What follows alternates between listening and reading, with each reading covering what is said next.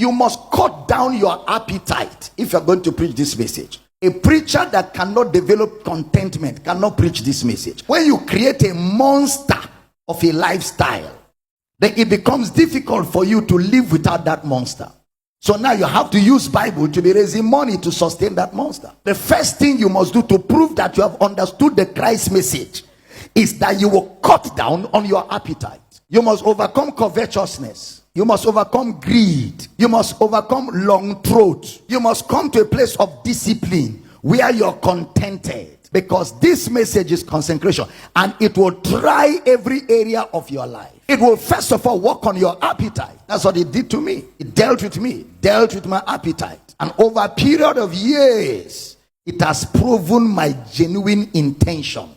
And I'm not moved at all. And because I'm contented, I'm satisfied. That's when you can preach this message. Where you now are able to abound and abase. Where you know how to enjoy when it is there, and how to endure when it is not there. So whichever state you find yourself, you're contented. If in ministry you are still trying to prove a point, you can't preach this message. You must come to the end of yourself where you're proving nothing. We preach not ourselves, but Christ and him crucified. So we have nothing we are trying to protect. Jesus told those guys, beware of covetousness, for a man's life does not consist in the abundance of things he possesses. You don't define me by what I have. I'm defined by who Christ is to me. My shoe don't define me. My car don't define me. My money don't define me. My clothes don't define me. The food I eat don't define me. It is Christ that defines who I am. Until you come to where you are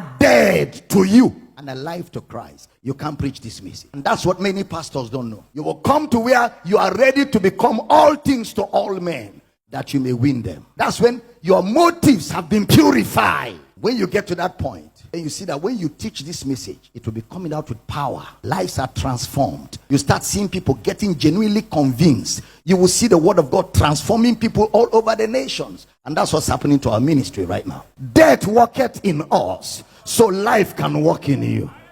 It's the life that is touching lives.